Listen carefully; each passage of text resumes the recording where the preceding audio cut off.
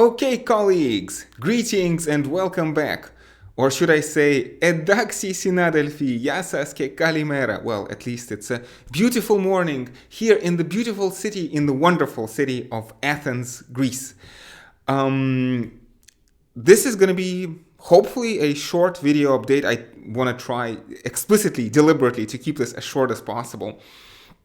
And immediately let me use this opportunity to absolutely thank everybody for the wonderful feedback and for the questions that people are asking, for the comments that people are making. But in general, the feedback is very much appreciated.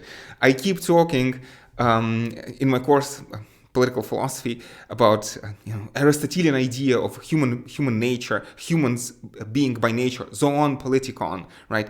The social or political nature of human beings, yes. And very much, philosophy for me is a very public activity, and the feedback very much keeps me going. So thank you so very much for that. Incidentally, let me also immediately say that if somehow you find yourself in the city of Athens, by all means, feel free to, drop me a line. The best way to talk to me these days is through Telegram. The link to my Telegram is in the YouTube description. But honestly, no, I'd be more than happy to grab a cup of coffee if you're willing to entertain a bit of philosophical discussion. It looks like I'm gonna stay in this wondrous city indefinitely, so this is a standing offer. Let's put it that way. Plans can always change, of course, but at least that's the plan for the time being.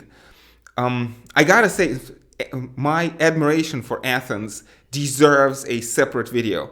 This is a beautiful city, absolutely, incredibly hospitable, very cosmopolitan, and of course, kind of the legacy of ancient Greece. I mean, every day, every single day, I look at the Acropolis, at the Parthenon, at the Temple of Athena. So, my stay here, I'm staying here under the watchful eye of goddess Athena, who's, you could say one of the patron saints of philosophy. For Socrates' special god was Apollo, but, Athena is good too. Yes. So, I guess, well, first of all, I wanted to take a chance to speak to the camera and speak to the people online.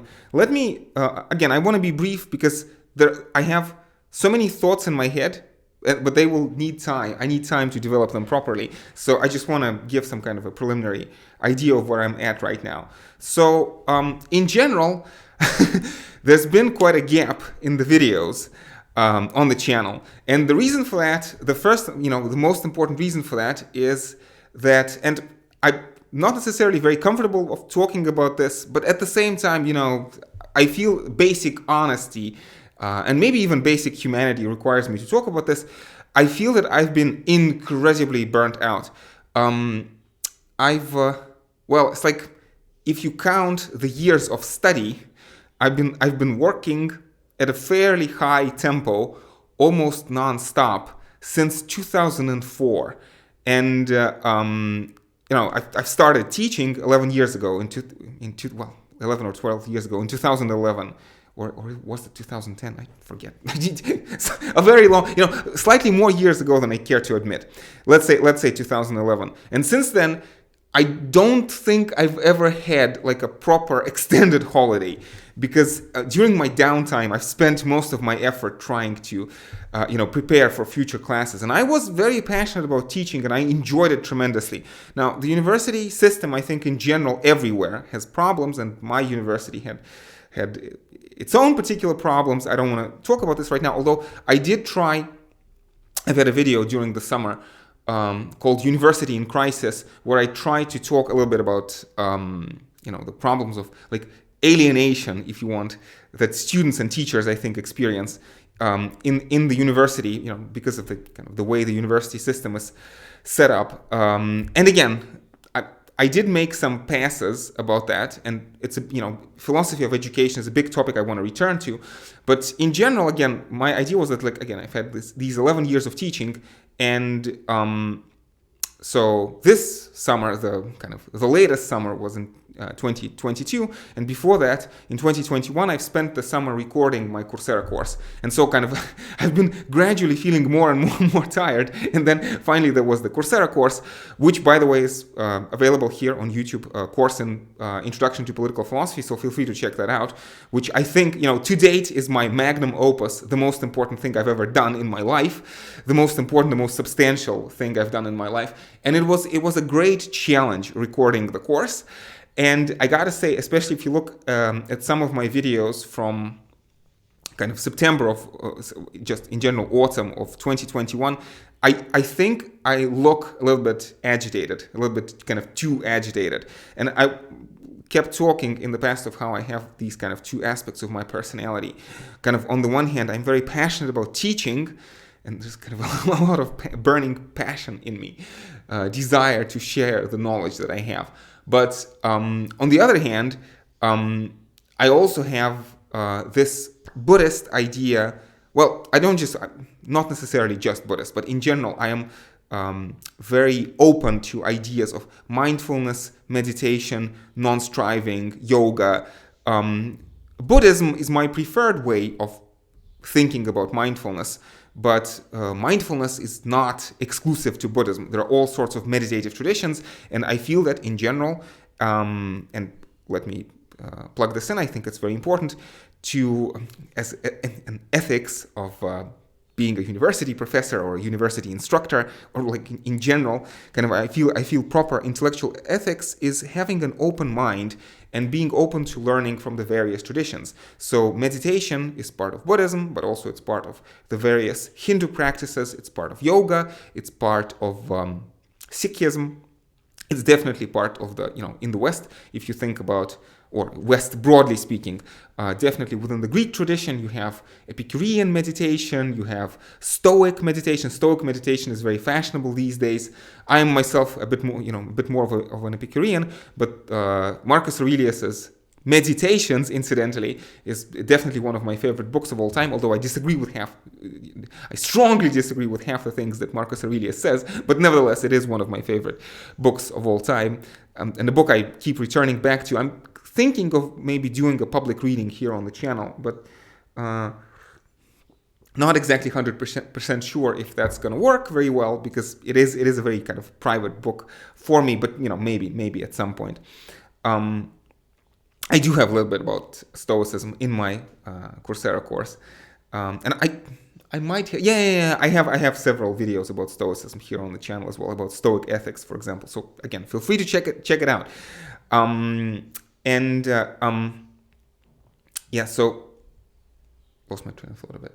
Yes, so I was talking about how meditation is part of many different traditions, and of course, meditation is also a very important part of religious traditions, right? So I talked about Hinduism already, Vedas and Upanishads, and yoga and various sutras, but also, of course, certain, or I shouldn't say certain, I want to say various meditative practices are part of, let's say chronologically, Judaism, Christianity, and Islam. Of course, somewhere along there are also, if we talk about the West, there are pagan traditions, traditions of pagan Greece and pagan Rome. Of course, being here in Athens, I have to think about that. Especially philosophical paganism, I guess, is what you would say, like Olympian religion. So people like Plotinus, people like Porphyry, people like Proclus.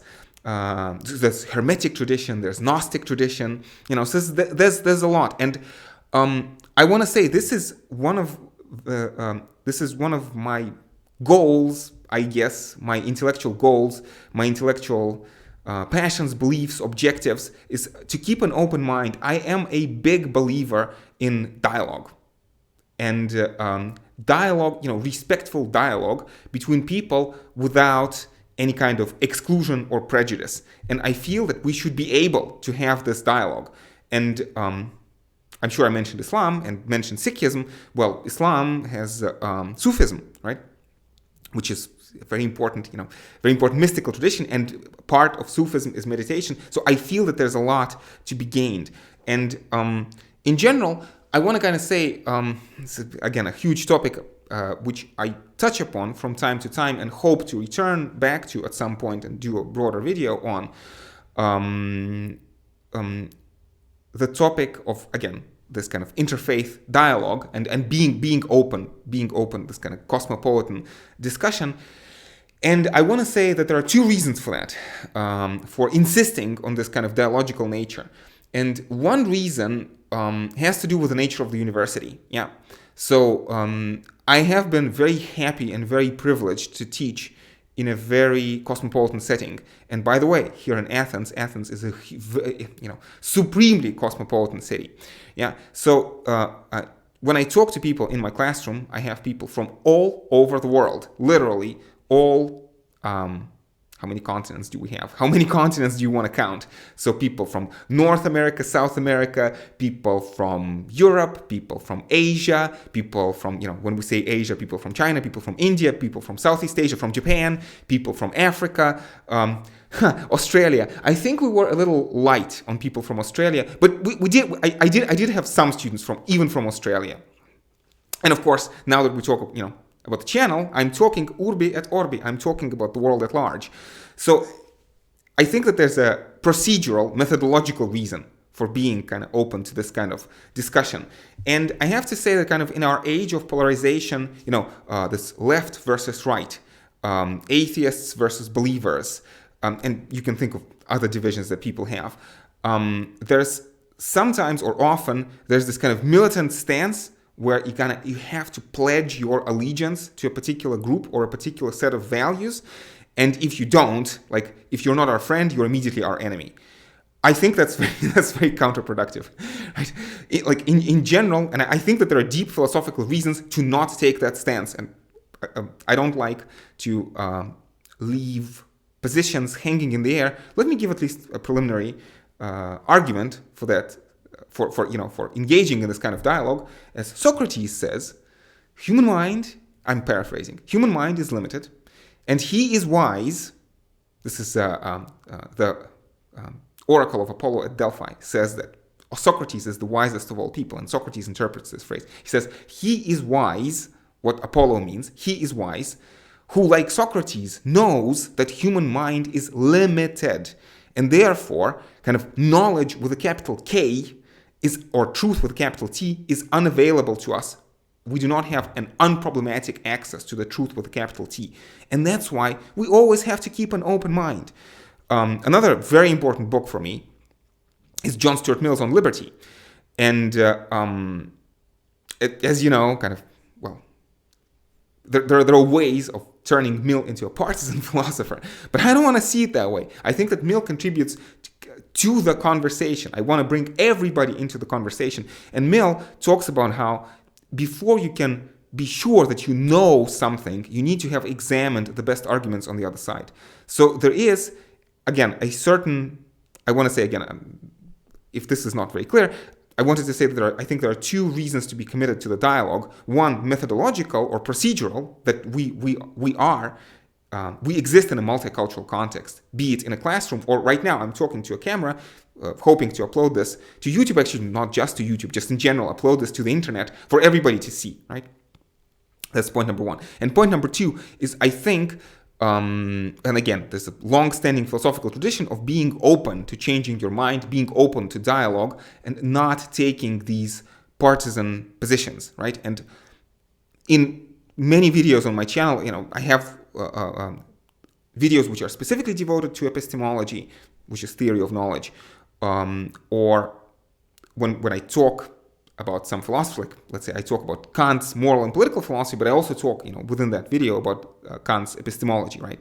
And so we do have occasion after occasion after occasion to examine the reasons for taking this dialogical attitude, which you could say is to some extent, very importantly, kind of skeptical and fallibilist attitude. Skeptical in a sense like always be willing to challenge your beliefs and kind of take nothing for granted completely 100%, like always be open-minded to changing your mind. And fallibilism, the way I like to interpret this word is following Rick Roderick. So whole separate discussion of who this guy Rick Roderick is, but I can highly recommend his videos. They're not very informative, but very inspiring, I want to say. Well, they are informative, not as informative as they could be. Unfortunately, he died very young, at least by philosophical standards. But I think there are at least 3 lecture courses available by him. Anyway, but Rick Roderick, the way that he defines fallibilism can be defined in various ways, but the way he defines it, and I like it very much, is to say that you can believe something passionately, but you have to believe about your beliefs that they could at the same time be true. That they at the same time could be false. So understand that your mind is limited and have a meta belief about your beliefs, that your beliefs could always turn out to be wrong, false at the same time. Of course, this is not really a positive belief. This is more of, for people who want to be pedantic, this is more of kind of a negative belief, kind of a methodological precaution. Understand that human mind is limited. Kind of, again, I wanted to give this as a kind of an update, and these things that I'm saying out loud, these are very important kind of things, that the building blocks of my philosophy, of my philosophical worldview. And in many ways, this is what my life has been about for the past 20 years, for all of my conscious life, I want to say. This is what my whole career has been about, if you want to use that phrase. And this is what this YouTube channel is about, of trying to first and foremost understand for myself and construct my own worldview, right?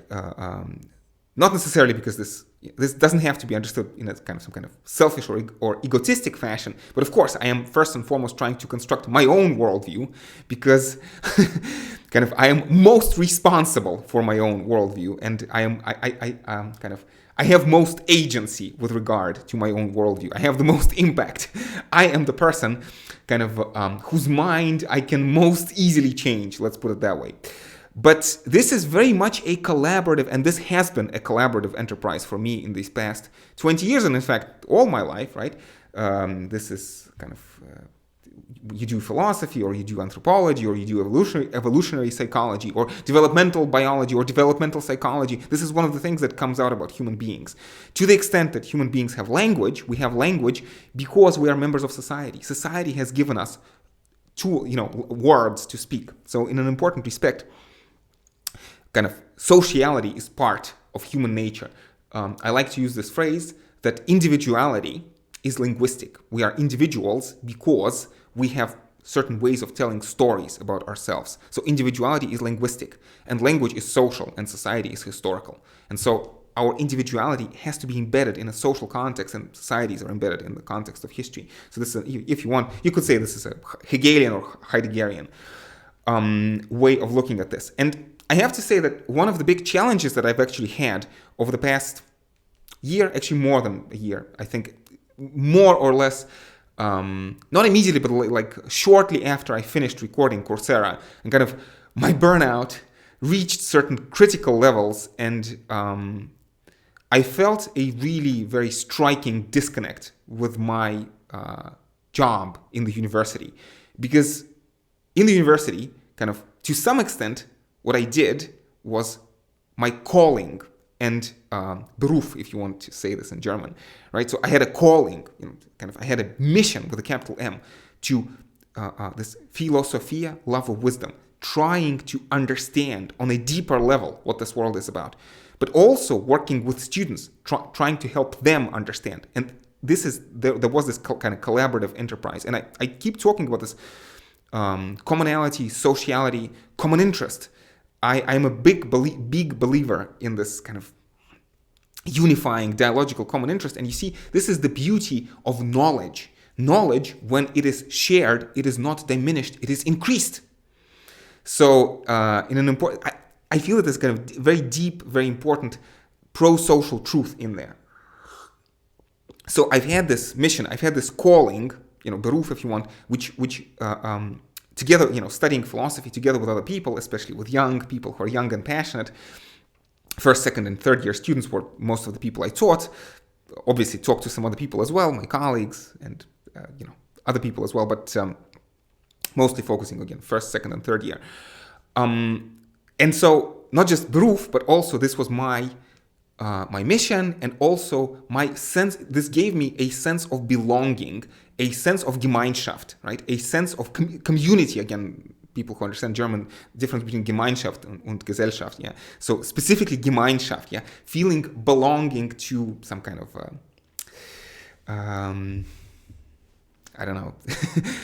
Okay, leave the definition of the word Gemeinschaft to some to another video. So I mean, some kind of preliminary definition. So Gesellschaft could be kind of this association. I mean, the way that maybe Hegel would think about this is kind of purely contractual association, whereas Gemeinschaft presupposes some kind of genuine commonality, kind of maybe in Rousseauian terms, an existence of general will, like reality of general will, what Rousseau might call true social contract. Of course, when I talk about my Gemeinschaft, it was a small group, subgroup, which is university students who are embedded within larger university, and then the university is embedded in the political system of the country, and all the rest of it you understand.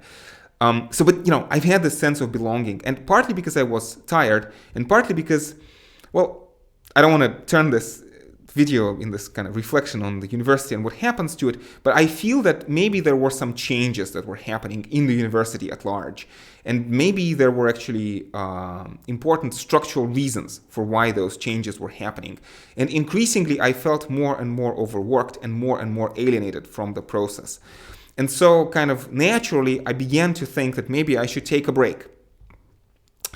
And then something happened. I'm not sure I want to go into details right now, just not to turn this into a video about everything. But due to certain political developments, let's put it this way, our programs have kind of been canceled. They still, I think, exist in some form, but it's a different form. And so kind of I've had this double problem. I was thinking of quitting, and then the university system, kind of the part of the program which I was, again, a part of, kind of collapsed in front of my eyes. And so I, when life gives you lemons, lemons make lemonade. And I don't really think that the university our programs collapsing, no, it definitely took a toll. I could have stayed under a different guise, but at the same time, kind of in a different capacity. But at the same time, I really wanted to try something new, to try something different. I apologize. These are difficult topics, and I'm not sure I'm really prepared to talk about them now. And I have to also say that, in general, I talk about philosophy, which should be therapy for the soul. Philosophy should be to the soul what medicine is to the body. So in general, I do feel that my study of philosophy should have prepared me better for these kinds of tectonic shifts. But anyway, and I mean, all sorts of things have been happening throughout the world in the past months and in the past years, actually. And I have to say that I've had this, I have to confess, I'm not necessarily very comfortable of talking about this, but at the same time, I do feel that basic honesty requires me to, say these things out loud. That in general, I think against the background of me being burnt out, I started paying more attention to the things that were going on in the outside world. And actually, when you look at the history of philosophy, when you look at in general, the chaos and the uncertainty that had accompanied the lives that were in the background of lives of, famous philosophers, Hegel, Kant, Marx, Plato, Socrates, Socrates lived through the Peloponnesian War, right? So like in general, I do feel that a proper philosophical, or Aristotle even, proper philosophical mind has to be able to live through the challenge, to live up to the challenge of certain kind of external perturbations. And in fact, to draw some kind of deep conclusions, as Nikolai, my physicist friend from Vienna, said, a very important line, a very important sentence that he said that stuck with me, is that interesting times make for good philosophers. I think that was the quote. Interesting times make for good philosophers. And I feel that even though emotionally this was difficult, for me, and it's been, I think, 4 months. For 4 months, I haven't uploaded anything to the channel. But I think, in fact, I've had more of a downtime. Kind of these 4 months were just a certain kind of sense of crisis, but kind of the general problems has spanned for more than a year, actually. Maybe even more than that. But I feel that these emotions were very important for me personally, and methodologically, that's always a good stance to take. So maybe there's a bit of a placebo effect. Maybe there's a bit of a confabulation of me trying to make the best out of a difficult situation. But honestly, at the end of the day, I do feel that this kind of experience is an important experience, an experience of burnout, an experience of, again, hesitant to say this out loud, but maybe an experience of certain kind of depressive moods, pessimistic moods. But that's a part of a human condition, and I feel that, again, somebody who hopes or tries to be a philosopher needs to live through those kinds of experiences to understand from within what they're about. But also, I have to say, and the very important point of gratitude for me is that nothing too bad has happened to me. And, it's like, in general, if anything, and kind of this has always been at the back of my mind, even throughout the most difficult or the most pessimistic episodes. I've realized that, honestly, it's not too difficult, and I shouldn't be too pessimistic, because objectively speaking, I'm fine. I'm healthy. I have enough food to eat. I'm warm, and this is not the luxury that unfortunately many people have. And I think in a Nietzsche has a lot to say about this. I don't think that we should kind of absolutize this idea that, oh, if some people are suffering, how dare you complain, right? So I think everything in life requires a certain amount of balance. But at the same time, I do feel, again, to go back to Nietzsche, that there's an important element of affirmation of life that we need to have. And I do have a video about Nietzsche from September, I think from around September, where I try to talk about this affirmation of life. Let me take this moment, because I talk about gratitude and mindfulness. Let me take this moment again to be just, to appreciate from within myself, to appreciate the fact that I am happy, healthy, fed, not hungry, not cold, and actually able to record. And, it's kind of appreciate, because I talk about this conflict and consensus, and you can say there are all sorts of problems with this or that, problems with the way the world works, with the way the universe works, the problems with particular societies, or problems with particular institutional, organizational elements, like YouTube, for example. YouTube is not perfect, but it allows me to talk to you people, colleagues, and that's something to be, something to appreciate. It doesn't mean that there's no room for progress. Again, I think we need to have a balance between, in everything, between conflict and consensus, between skepticism, but also certain kind of, charity in a sense of not being skeptical, but giving the benefit of the doubt, right? Doubting, but not doubting too much. Being doubtful, but also being, to some extent, credulous might not be the right word, but you understand what I'm talking about. Everything in life, I think, is like that at the end of the day. So let me take this moment, nevertheless, to appreciate the fact that I'm able to record this video. And if you are watching this now, it means that, success. I've been able to upload it to YouTube, and it's like you're able to watch it. That's something to, at least for me, partly because I talk about this, again, pro-social element of philosophy. Just the mere fact of me being able to say this out loud and then upload to YouTube and again, or to other platforms, and being able to hear your feedback, that's very uplifting. That's very important. Like, I would not be able to do this alone. By myself. So again, just a moment of mindfulness, and more importantly, of gratitude.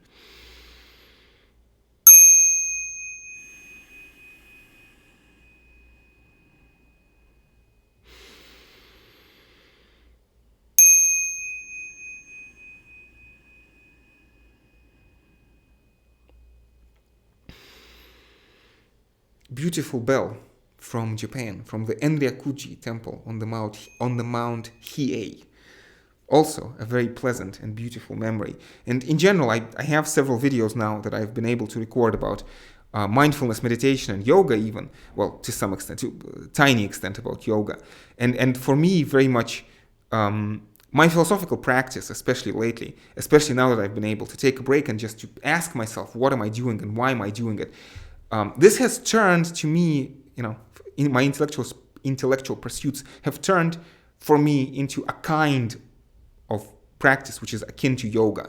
Like you begin, like proper yoga practice, I think should begin by, a little bit of mindfulness, meditation, proper mindfulness, proper mindset, some kind of wholesome mindset. It's interesting question, how do you define wholesome mindset? Whenever I talk about this, I mention this idea of an immanent criterion, how we have internal, phenomenological, empirical way of judging what feels more wholesome, what feels less wholesome, what feels more healthy in psychological terms, what feels less healthy in psychological terms. Not necessarily saying that we can know absolutes, but at the very least, I think human mind is capable of comparing. Or I did this video the other day on being awake, right? This idea of being slightly more awake or being slightly less awake, and you can see by contrast. Having slightly more insight and having slightly less insight, yeah. And to me, this is again, this was my watchword. I kept talking about, had this phrase, which is actually due to Marx, but don't tell anyone. The free development of each is a condition for the free development of all. Talk about non-partisanship. Many philosophers are very controversial. Marx is very controversial. And I used to call myself by all sorts of names and express my allegiances in the university, but I think I did that mostly for pedagogical reasons. Because at the end of the day, I think that pedagogical reasons in the sense that I wanted students to take my positions seriously.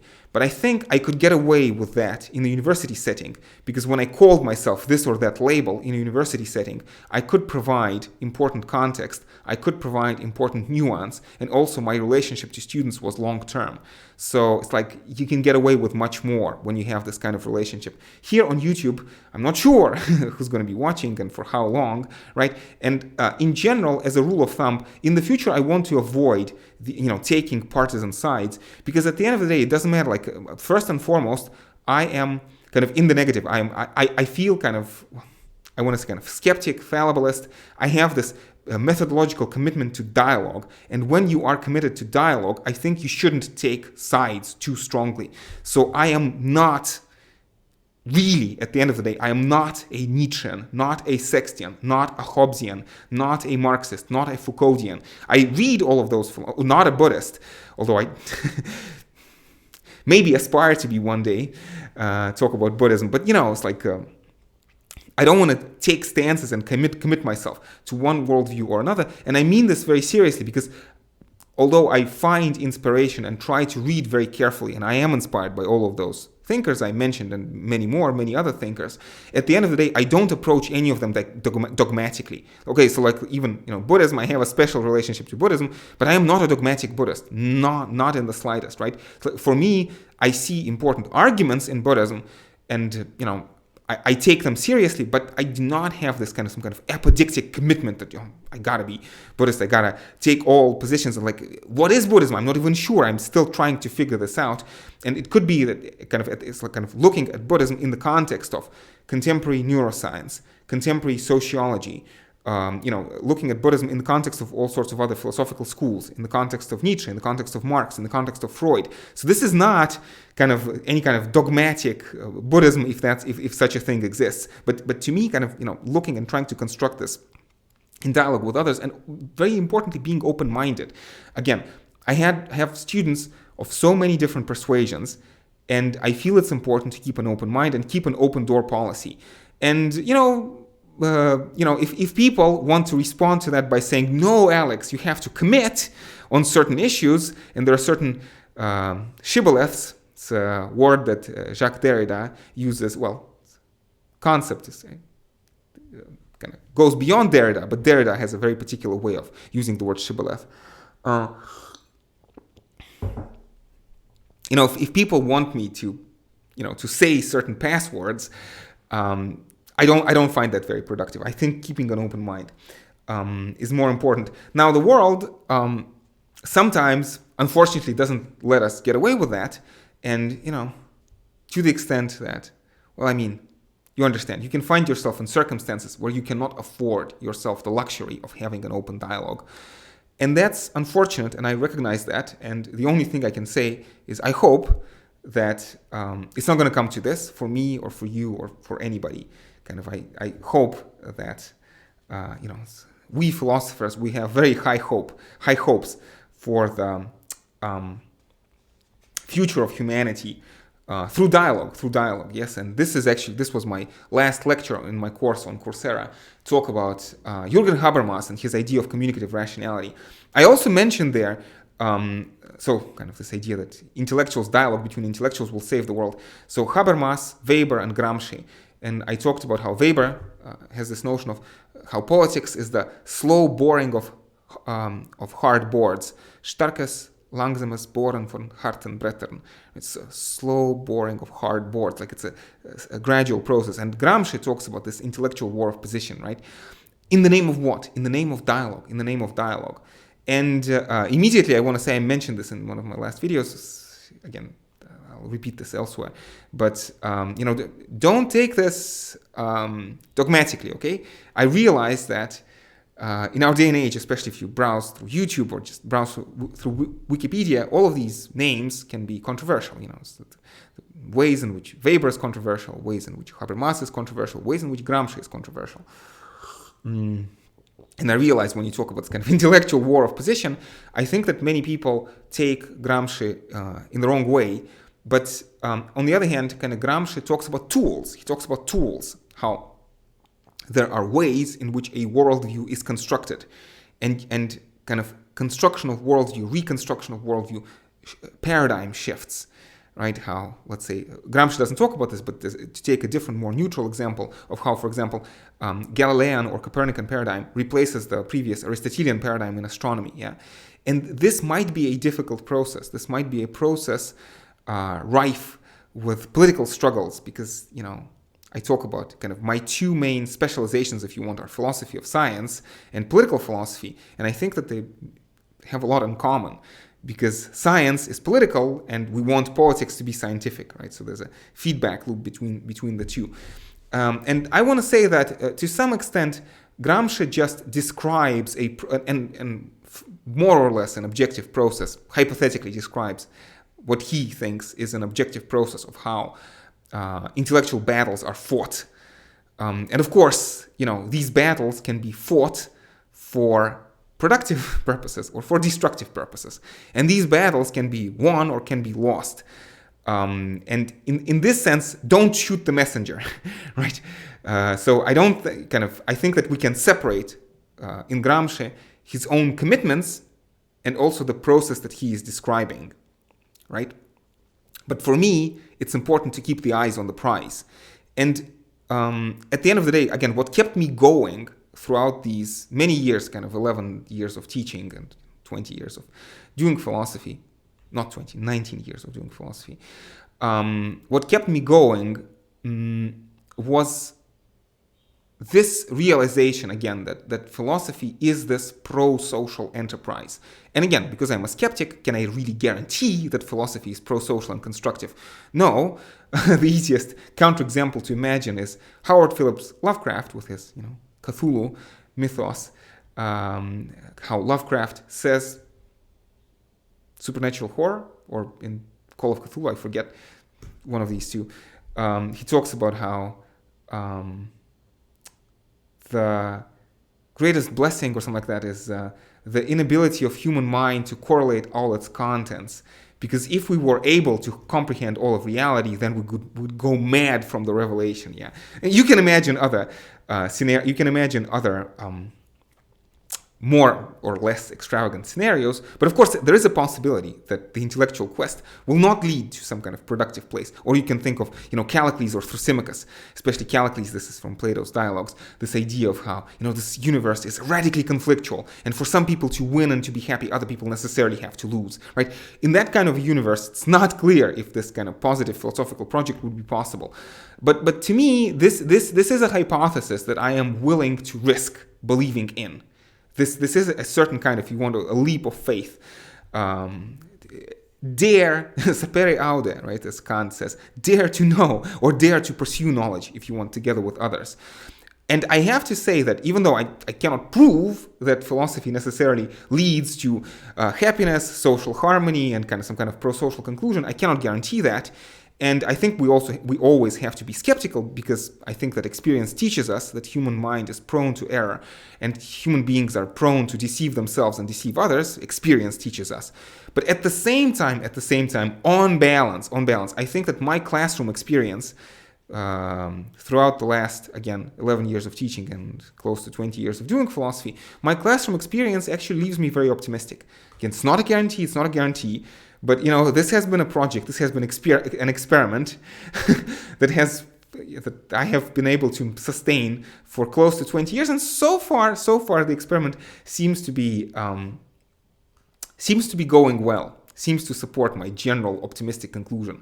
And again, I certainly have my pessimistic days. But again, in general, the pessimistic days are there, and sometimes even from the darkest pessimism, it's hard to imagine that there will be a light at the end of the tunnel. But on those days, what I try to do is I try to meditate, and usually it helps. Can I guarantee that I'm seeing the world in the right way when I meditate? And, my pessimistic moments are misguided? No, I cannot quite guarantee. But again, I feel that there's a certain kind of, not a philosophical, not a logical argument against pessimism, but a certain kind of, pragmatic, practical argument. I can think of the Greeks, again, this philosophy as therapy for the soul. I can think of Buddhists, or I can think of Nietzsche, this idea of affirmation of life. And I think very explicitly Nietzsche also understands that there is no reason why affirmation of life has to be guaranteed or taken for granted. I think that Nietzsche is very well aware that, again, affirmation of life is a certain kind of an experiment. We have to dare to affirm life and see how far we can go with it. And that's the kind of attitude I want to take. I'm not sure at the end of the day if it's the right attitude, but that's the experiment. That's the experiment. And life itself, in some sense, is an experiment to try to see it through. But on some level, I want to say, if you want to be pessimistic, there's always time to be pessimistic. It's like give life a chance. Give life a chance. What is to be lost, right? Again, this might be a deeper thought there, hiding there somewhere, but maybe I'll talk about it some other time. I've talked for quite a long time, and I think I'm looking at my notes. I think I managed to get out more or less everything I wanted to. Just as a preview, let me maybe just some kind of a postscriptum or a footnote. Maybe let me just say that I think that there's kind of a very interesting paradox, because my philosophy, I like using the word anti-humanism, but in fact, maybe that's the wrong word. Because, you see, affirmation of life. In this affirmation of life, especially together with others, right, I see a certain kind of higher humanism. And again, it's like this idea that's there in John Stuart Mill or in Socrates, that in order to live your life well, you need to develop yourself intellectually. You need to ask yourself, Socrates says, the unexamined life is not worth living, right? Knowledge, you need to know, like there's a certain knowledge to be gained about what is the best way to to live your life, to take care of your health, what is kind of the best diet, the best way to eat, like what foods are good or bad, what kind of sleeping schedule is best, what kind of working schedule is best, what kind of schedule of exercise is best, right? There's a certain knowledge to be had, like psychotherapeutic knowledge, cognitive behavioral therapy, or, it's like how do you interact with other people, with your friends, with your colleagues, with your fellow citizens, with your family, with your loved ones or your partners, right? Aristotle calls this phronesis or phronesis. I'm not sure what the correct ancient Greek stress there would be. Phronesis or phronesis, this idea of kind of this earthly wisdom. So I want to say that what I'm driving at is that I feel that my philosophy, despite everything, is at the end of the day a certain kind of higher humanism, a higher humanism affirmation of life. Humanism may be kind of in a Nietzschean sense that human being is something to be overcome, kind of human on the way to superhuman, overman, Übermensch, right? But at the same time, in this kind of post-classical, post-Darwinian, post-Copernican, post-Freudian, post-Marxist, post-Nietzschean, post-Foucauldian philosophy, there's a certain anti-anthropocentric element to this. So I want to say this is a higher humanism, but it's an anti-anthropocentric humanism, right? After Darwin, Copernicus, Nietzsche, Freud, Marx, and all the rest of them, after Turing, we don't believe, or at least most of philosophy does not take it for granted. Like we can no longer take for granted any kind of special place of the universe for a human being. It appears that the universe is not necessarily our home. That this universe, it seems, what the hard sciences and actually, what physics, what chemistry, what geology, what biology and psychology reveal to us, is that this world is, in some deeply fundamental sense, is not our home. That this universe, it appears, is more like the abyss of the purposeless chaos of matter that Kant spoke about, der Schlund des zwecklosen Chaos der Materie, right? But still, I think that it gives this, my humanism, my higher humanism, a deeper meaning, right? This world is not our home, and that's why the humanistic project is so much more important. The success of individual human life, the success of humanity as a species is not guaranteed in this world, which is ontologically not necessarily our home. But that's just even more reason to try. No? Don't you think? Okay, I think that's a good that's as good a note to end on as any. Again, colleagues, thank you very much for your company. First and foremost, this was my kind of meditation of what I'm trying to do as a philosopher, and this is one of those things I have to keep doing over and over and over again. It's like it's like a yogic practice. It's like Surya Namaskara or something like that for me. It's a certain kind of set of mental asanas that I have to go through every once in a while. So you might have heard me speak in very similar fashion so many times before. Some of you may even be bored of hearing this over and over and over again. But still, if you've made it this far, thank you so much for your company, for bearing with me. But again, it's like for several months, I have actually lost this kind of positive attitude, or at least lost it to some extent. And now I've regained it, and I feel reinvigorated, and I feel, I feel much more energy and inspiration. And I do want to get back to some kind of regular upload schedule. I have been able to take advantage of my freedom from regular teaching, going back to some of the books I haven't read in a long while, going back to some of my old thoughts and some of my old drafts. This wonderful book, for example, or books you haven't seen in a while, or this book. I have some others. This is, it's a collection of essays by Michel Foucault. Was terribly important for me when I was young. This is one of the first books of philosophy I've read. Well, it's not a book, but a collection of essays, but still had a profound impact on my thinking. So anyway, so I have been enjoying a certain kind of a calmer pace and being able to devote a bit more attention to certain considerations, thoughts, projects that I've had in my mind but never quite could find the time to get around to. But still, I do want to keep this kind of interaction. I'm not sure I want to make any serious long-term plans or commitments right now, but one thing for sure, I want to keep in touch.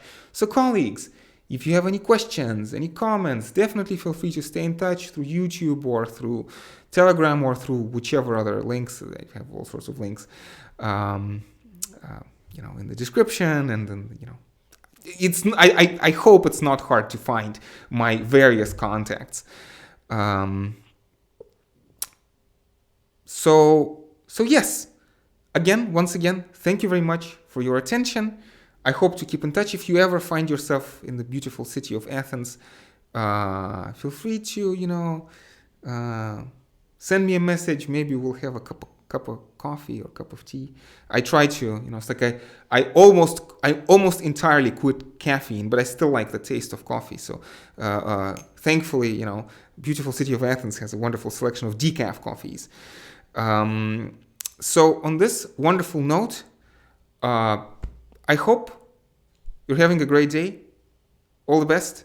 Thank you for your company. Colleagues, stay safe, take care, and I hope we will keep in touch. Let's do a bit of an outro. And this is my companion who keeps me, optimistic, keeps me through difficult times, the Buddha. Take care, colleagues. Take care. Let's do a bit of mindfulness on the outro.